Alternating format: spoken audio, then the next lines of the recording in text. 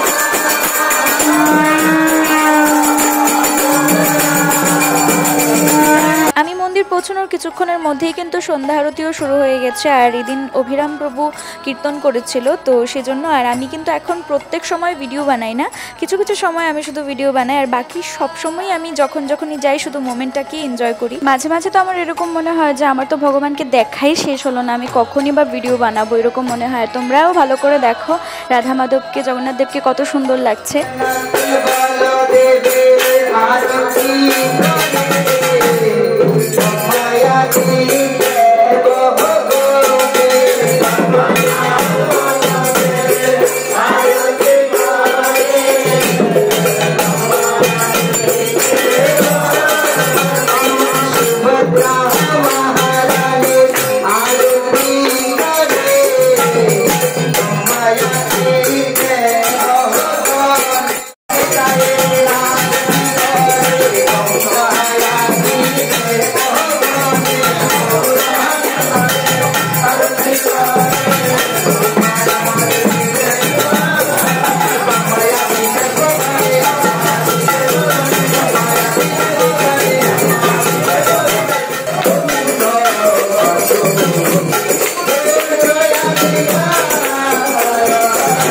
ভালো করে একটু প্রভুদেরকে দেখো কত আনন্দের সহিত ওরা মাধবের সামনে কীর্তন করছে।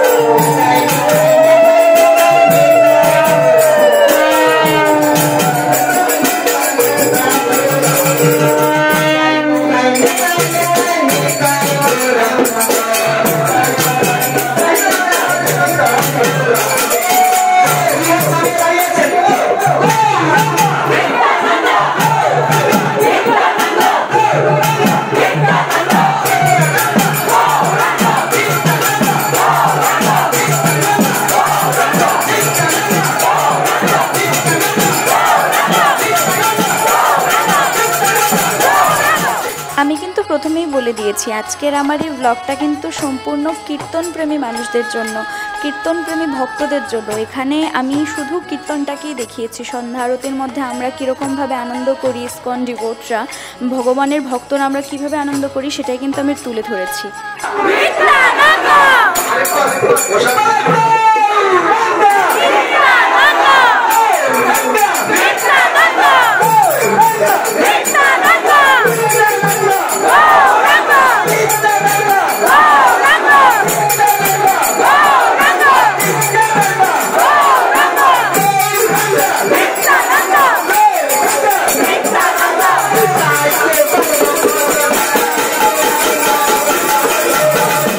প্রথম যখন আমি যেতাম তখন শুধু আমরা মাতাজিরা মিলেই অনেক কীর্তন করতাম, অনেক নৃত্য করতাম, কিন্তু এখন দেখা যাচ্ছে কি জানো, প্রভুরা কিন্তু আমাদের সাথে মিলিয়ে মিলিয়ে আমাদের থেকেও বেশি নৃত্য কীর্তন করে। সবাই একদম হরিনামে পাগল পাগল হয়ে এখানে নৃত্য করতে থাকে, আর আমাদেরও দেখে এটা ভীষণই ভালো লাগে।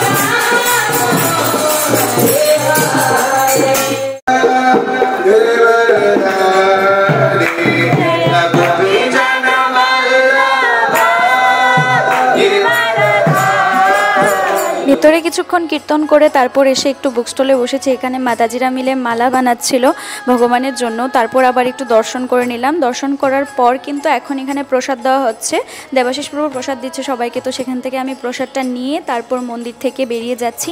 যাওয়ার আগেও মনে ইচ্ছেই করছিল না বাড়ি যাওয়ার জন্য, তো তারপর আমি গাড়িও নিয়ে নিচ্ছি। আর গাড়ির মধ্যে উঠে না একটা গ্রিন লাইট পেতে আমি ভিডিও বানানো শুরু করে দিয়েছি। তো যাই হোক, আমি বাড়িও চলে যাচ্ছি। আজকের ব্লগটা তোমাদের কেমন লেগেছে কমেন্ট করে অবশ্যই জানাবে। আর এই দেখো, জগন্নাথ দেবের মালাও আমি পেয়েছি। ভগবানের কৃপা থাকলে নেক্সট ব্লগে তোমাদের সাথে অবশ্যই দেখা হচ্ছে। ভালো থাকবে, টেক কেয়ার, টাটা।